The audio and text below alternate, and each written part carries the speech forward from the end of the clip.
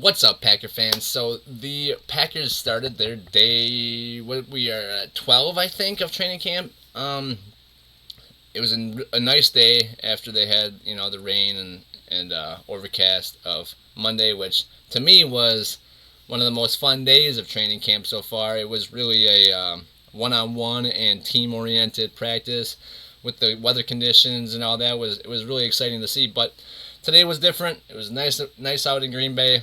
The Packers gave Aaron Rodgers the day off, just a rest day for the vet.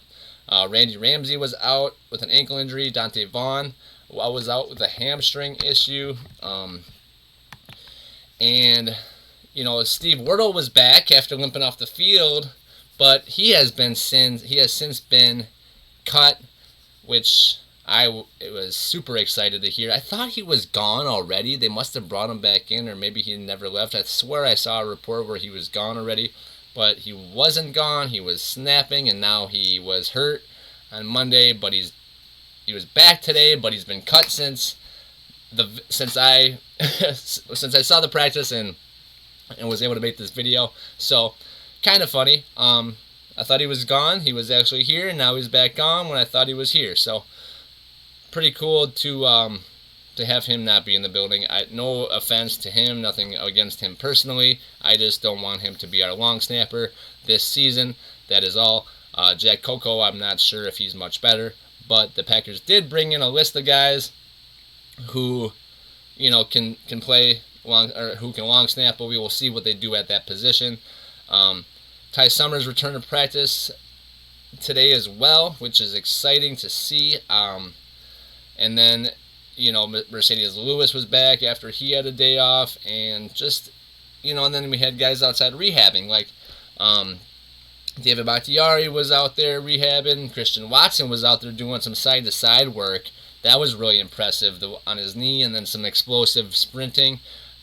He looks like a guy that is going to be ready to get out on the field soon. Mason Crosby was outside rehabbing with a soccer ball, doing some light kicking.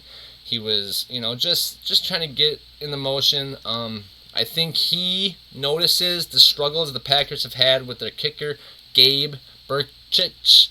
And so the fact that he knows that Gabe's not really stealing his job gives Crosby some time to just relax and get himself right. Doesn't have to feel like he's got to rush to get back to prove that he can kick.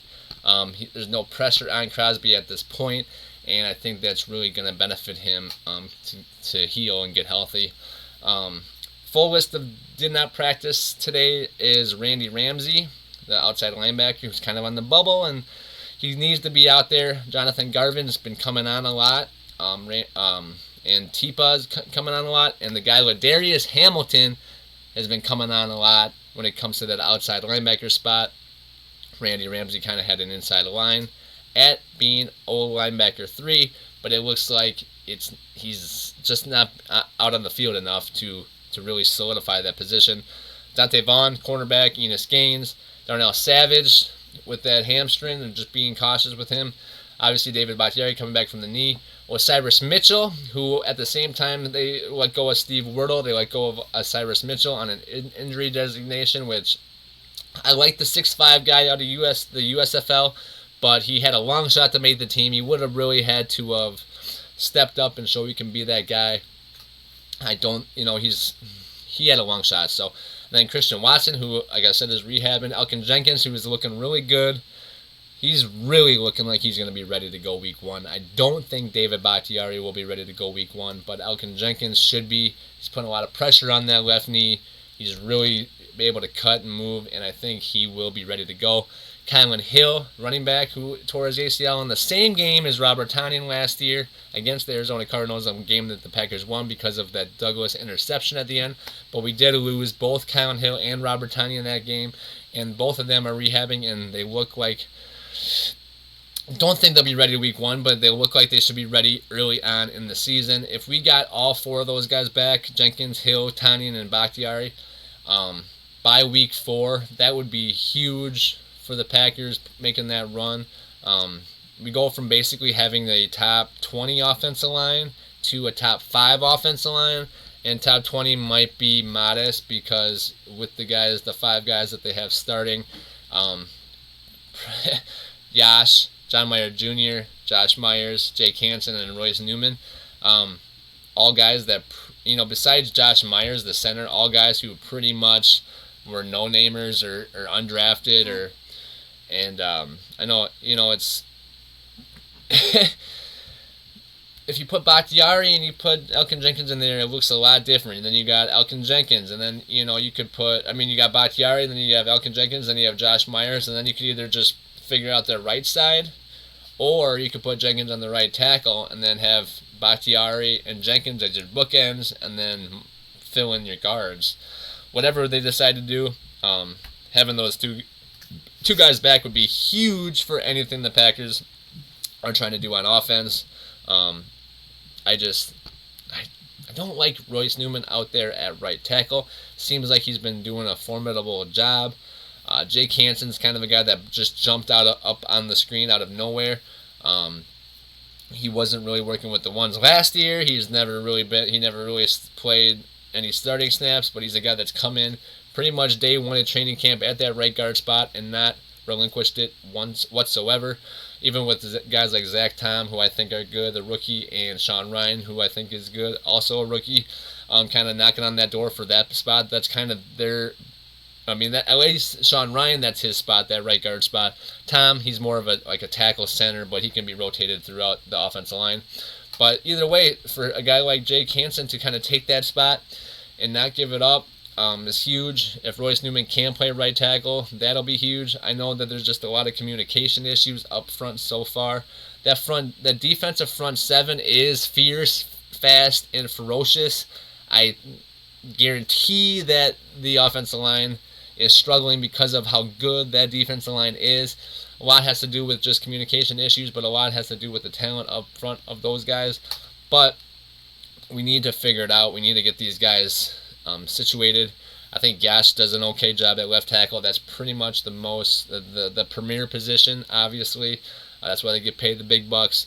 They're blocking the blind side of the quarterback, and for a guy like him who came in last year and did a decent job, I think that that's his spot until Bach comes back. And then it's kind of filling in the rest. Josh Myers will be the center. Hopefully he can stay healthy this year. John Runyon Jr. at left guard's really come on. And so just interesting to see how this all plays out. But so far that's the offensive line. And if we did get those guys back, it would bump us up from mediocre to elite very quickly. It's something to watch for sure. I hope that these guys can get back sooner than later. I think Jenkins might be available week 1. That's still giving us like 4 weeks, over 4 weeks, and it's 30 days, pretty much exactly today. It's the 11th today, so 30 days exactly, and that's gonna be a big deal for the Packers if they can get one or both of these guys back. Having one more month to rehab, one more month to kind of get ready, not have to, that should be good for at least Jenkins to come back. I think Tanyan and Hill are close as well. I know Watson should be back by then, so a lot of big pieces coming back for the Packers. This defense is just so good that the offense needs to have all their weapons. Basically, in a 4-play stretch in camp today, Eric Stokes picked off Jordan Love. Rashawn Gary had a sack. Preston Smith had a tackle that was like 5 yards in the backfield. And then a sack for Preston Smith. So, this defense is just so good. There's levels to it. Each guy does their job. And when you have a guy like Gary who's going to be just unstoppable and ridiculously effective on the outside. I was trying to put those words together. It did not work. But Rashawn Gary, I think he's going to have like a 15-sack season. He's going to be flying off the edge. And he's going to be a guy that defenses have to account for, kind of like Clay Matthews used to be. And then when you have a guy up front in the middle that can push the pile forward like Kenny Clark, as Gary is coming around the outside, the quarterback's going to want to step up, but he's going to step right up into into Clark and Devontae Wyatt or whoever's in the middle with him, Jaron Reed, pushing that pocket forward, and they're going to have nowhere to go. And then Preston Smith and Gary will be able to get there. I think just Smith being such a consistent player, I think that's really going to have pay dividends for him and the rest of the team. The fact that he's just always doing his job is going to set up things for other guys. The linebackers will be able to fly around because there's going to be so much attention. Double teaming Gary, double teaming Clark, that Walker and Campbell are going to have free lanes to make tackles, and it's going to be really a tough defense for all opposing offenses. We do have a 3-game stretch on the road where in October where we go to Washington, Buffalo, and Detroit. You know, obviously Buffalo's got a good offense, but on road games like that, you have a defense that can really perform. That's going to be huge for the Packers in the middle of the season to kind of keep that record where it needs to be to make that late push. But just looking forward into the season and how this defense can really be effective and how it can kind of be the catalyst that carries us through some of these games early as our offense takes time to gel and figure out their identity. With Darnell Savage being out, it's been who's going to be that safety 3. Savage should be fine. He said it was a fast person injury, which, you know, I've heard other people who like Tyreek Hill say it's a fast person injury. When he got hurt, you know, he was basically saying like, yeah, we just kind of get these little dings and just got to walk it off for a little bit and then we'll be okay. It's just a fast person injury, which interesting. I never really heard that before this, and then now I've heard it twice recently that it's just a fast person injury. I mean, hopefully he'll be good. But anyway, so the Packers are looking for that number 3 safety and kind of that number 4 safety just in case Savage does go down in the season. Or a lot of times they use that guy as they use that 3rd safety all over the field as like a slot or, you know, slot corner or just more help on the back end. So the battle is now between Sean Davis and Vernon Scott. I thought Tyreek Carpenter could be a guy that kind of played down in the box or something, the rookie, but he's just the game's too quick and he's not developing like he should, and he probably will just be a special teams guy if he makes the squad at all. Not really sure where he's at. I don't think he has got the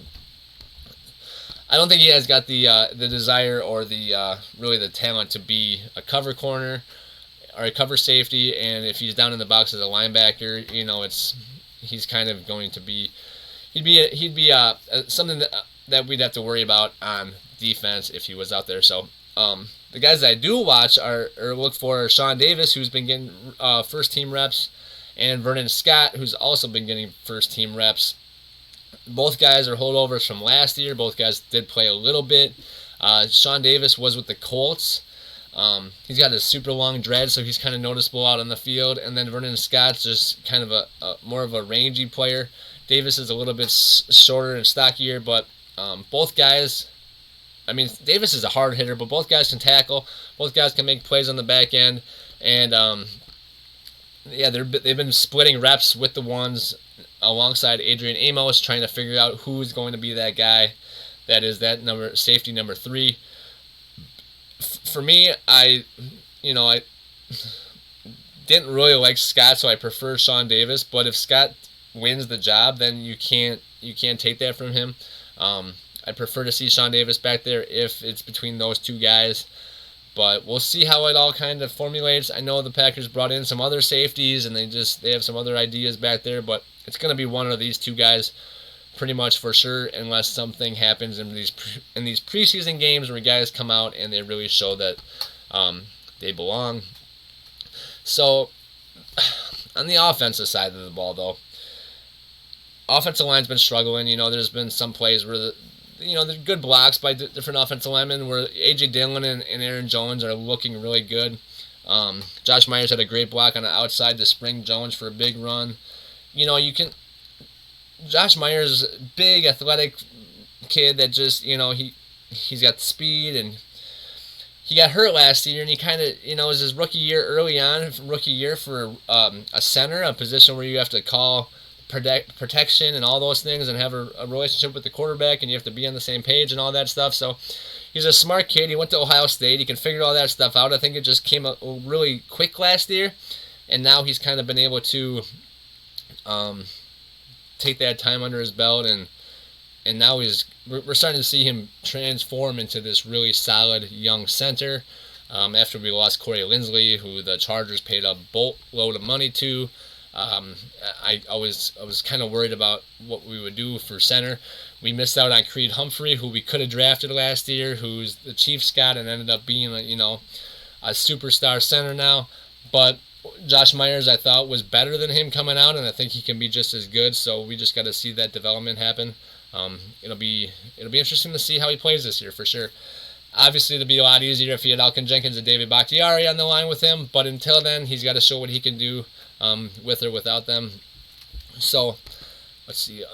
So Sammy Watkins, I keep seeing this. Okay, so we're gonna go over it real quick. If we keep Lazard, that's 1. Randall Cobb, that's 2.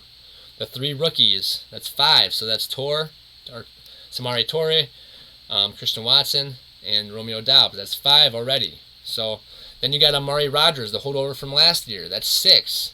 So now you're at 6 receivers. If you keep Watkins, that's 7. And then Winfrey, that's 8. Rodgers already said he basically co-signed for Winfrey and Doubs.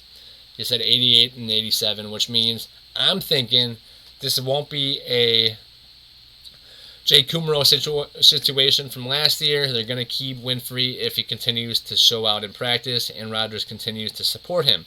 So that would be 8 with Watkins then, if you kept Watkins as well.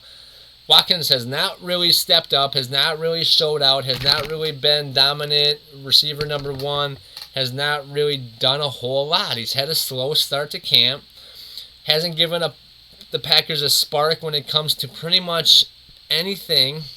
He's not really a return man anymore or any of that stuff. So, but his play as a receiver has not impressed me. I don't think it's impressed Aaron Rodgers. I don't think it's impressed the Packers organization or the staff or the coaches or anybody.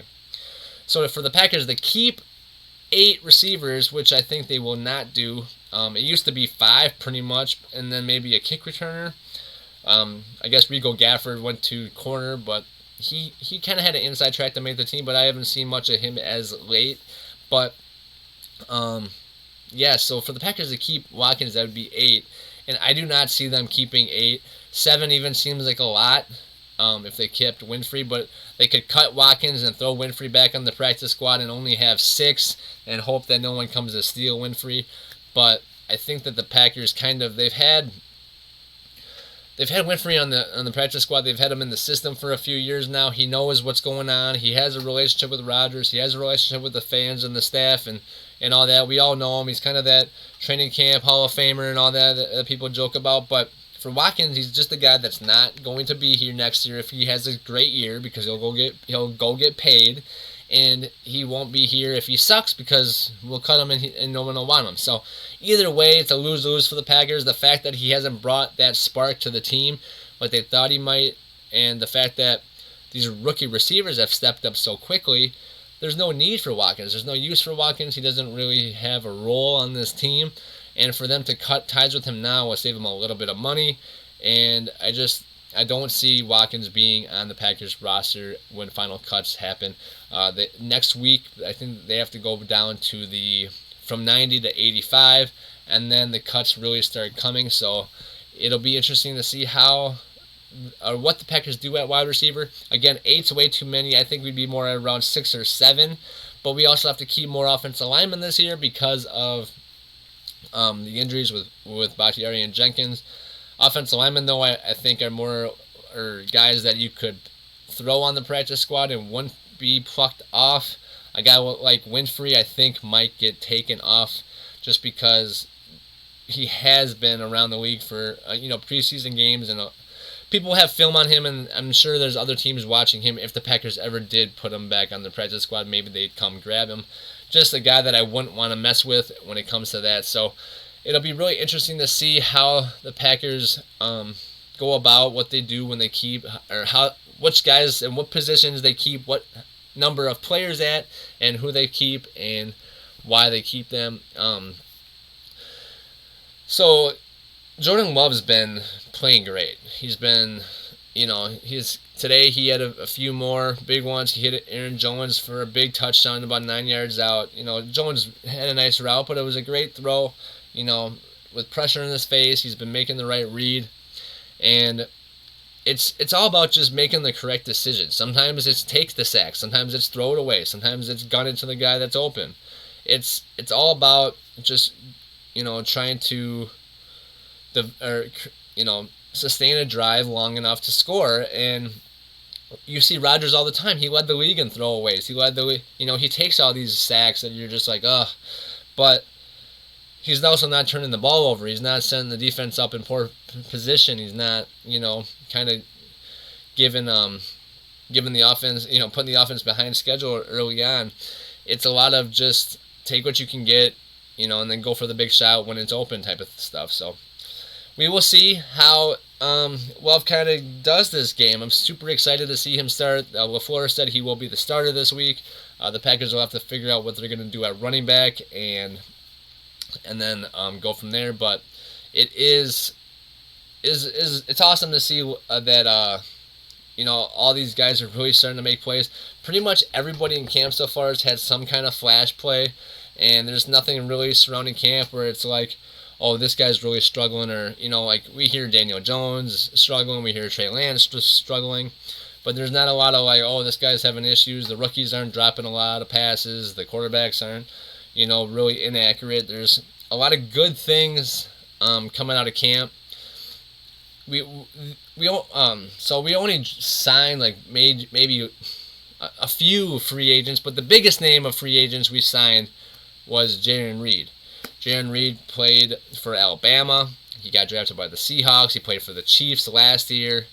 But Jarran Reed's a guy that's come in so far this camp, has really taken to his new role, being next to Kenny Clark, being, next to Rashawn Gary on this defensive line, or with the rookie Devontae Wyatt.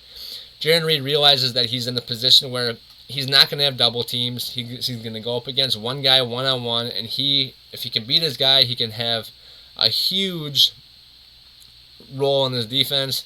The Packers showed a funny defense where they actually only had one player rush the quarterback, and 10 guys dropped into coverage, and that one guy was Jarran Reed.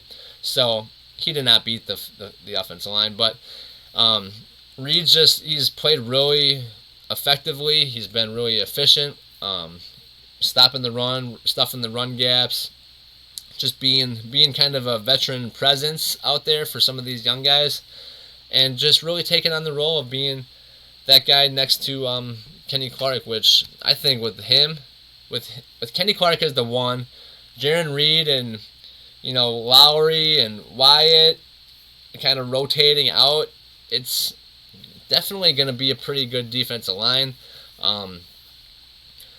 Obviously, the linebackers are huge next to them, and then the middle linebackers are the cleanup crew, as I like to call them, and they're going to come in and make sure everything's the play is stopped before it starts. So a lot to watch. There's been a lot of big plays in camp. We've all seen Romeo Doubs with some of these great catches, and pretty much every single day they have something to say about Romeo Doubs. Today was not an exception. He had a great catch today. He had a few days there where he had struggled with some drops, but I think that was just, I'm not really sure, but just mental errors, and he kind of cleaned those up. He looks really good. Samori Toure, I'm just going to start calling him Toure. Everybody I hear says that. I thought it was Tor, but I'll have to watch a video and find out exactly what he says it is, because that's how I normally figure out exactly what it is, as I listen to the person say their own name. But most people don't say their own names a lot of times, so it's kind of hard to find that out. But so him coming on has been huge. Obviously, Christian Watson needs to get back from injury, but he's a guy who, even if he's not like an every play, number one wide receiver target, he can be a guy that comes out with his speed, goes deep, carries the defense, as the guy that the teams have to watch and account for. And you never know, maybe we can sneak him out onto the field and get him going. The only bummer is I saw something that he wanted number 11, but Watkins had number 11. So the fact that Watkins is number 11, that Watson couldn't get number 11, so he took number 9. But if Watkins gets cut, maybe we'll see Watson take on that number 11. So don't buy your Watson jerseys just yet. But for him to come on, and then the other two rookie receivers already showing that they can play, that's really brought this Packers offense along quicker than I thought it would. We need to find a tight end piece. Josiah DeGuara, I haven't heard much out of camp from. He's a guy that they really liked. They drafted him 3rd round. I thought he was going to translate, and he hasn't been hitting his marks. And I said something before camp, like he was on the bubble, and now he seems like he still kind of hasn't translated into anything else. Tyler Davis, they were really high on him going into camp, but I haven't heard much out of him either. He's kind of just doing what he's asked to do, but nothing special.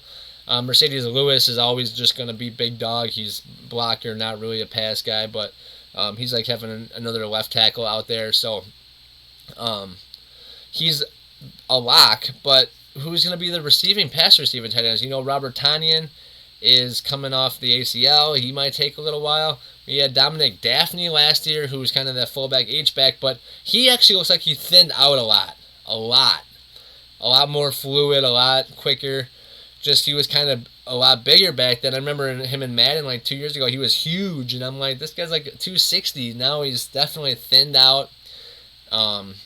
He was just huge because he was shorter and just it just looked funny. So, but now he's thinned out and he looks quicker, and we'll see what he can do now too. So, a lot to watch when it comes to the Packers offense.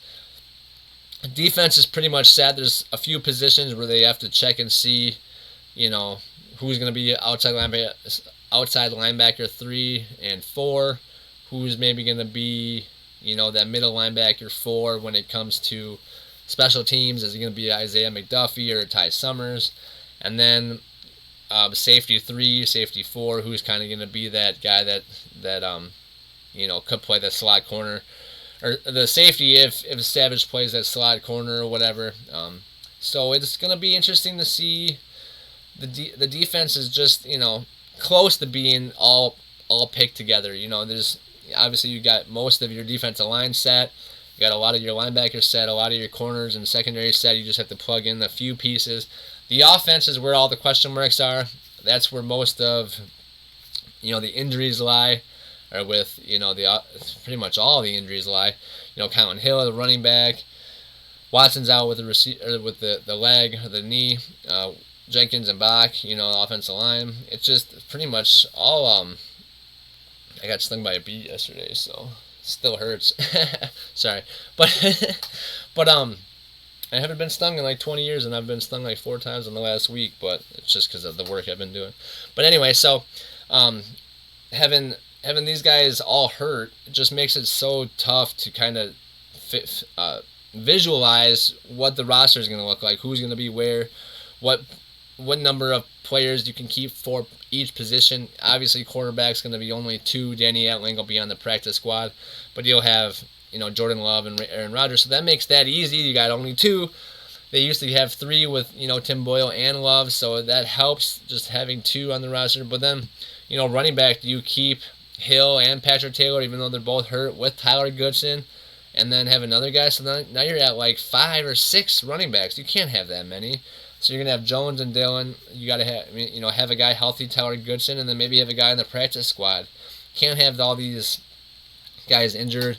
I hope Colin Hill comes back. He seemed like he was a good player, but we still haven't seen enough from him. We're still hoping he comes back and he can be a good player. We don't even know much about him, but the other guys are pretty set that they're going to come back and contribute right away. The offensive line is the most important, those 2 guys, Bakhtiari and Jenkins. But Tynan coming back, like I said, is really going to open up those tight end doors for us. We haven't seen a lot from who we have, and we need Tynan to get in there and start making plays. He had just kind of came on the year before that in 2020 with 10 touchdowns, like the tight ends, the league in tight ends for touchdowns. And then last year he got injured, obviously, so we need some production out of the tight ends. It really opens up the middle of the field, sets other things up, for other players, and he's just a big body target that I know Aaron Rodgers likes to throw to. So a lot of pieces that came up today. Jonathan Ford had a one-on-one drill with Caleb Jones, which I thought was really cool to see. Jonathan Ford's a big 6'4", 338-pound massive man, and Caleb Jones is about 6'9", 370. and Jonathan Ford actually won that battle. He just powered through him. But a lot of cool battles like that happening today. There's, Jair Alexander has pretty much showed everybody why he's the highest paid cornerback in the league. He has come in and just completely dominated everybody that's been around him. He's showed why. He's going to be Jair Island this year. Wide receivers are going to come in and have to play him, and they're not going to be. No one's going to even know that they're on the field because they're going to be stuck on this island, and no one's going to see them or hear from them until after the game. It's going to be quite the sight. I think that the Packers should have Jair pretty much follow the other team's best receiver. Jair can play in the slot, on the outside, and the inside, upside down, whatever, doesn't matter. Have him follow the number one receiver, and then have Stokes and Douglas just play, wherever Jair isn't, basically. So those guys can play inside, outside, and so can Jair. Really makes it nice that you can do that with a player. I prefer to have him kind of do that. I don't know, maybe they'll just keep him on the left side, have him shut down one side of the field, and just call that a day. That's another idea. But kind of rotating him around with the best guy can put him in positions to make plays. Even if it's not a target to the guy he's covering, he could be around the play either way. If you kind of put him on the outside, he might be a little isolated, but still, if he's shutting down half the field, either way. But yeah, so Douglas and Stokes are going to come in, and they're going to be huge pieces too. There's a battle at the number 4 corner, number 5 corner, kind of, with Shamar Charles and Rico Gafford and some other guys out there. Casey Nixon, and so I just look for all these different battles to work themselves out. We've got today will be the walkthrough, and then tomorrow they go to San Francisco. So it is going to be exciting to see how it all works itself out. So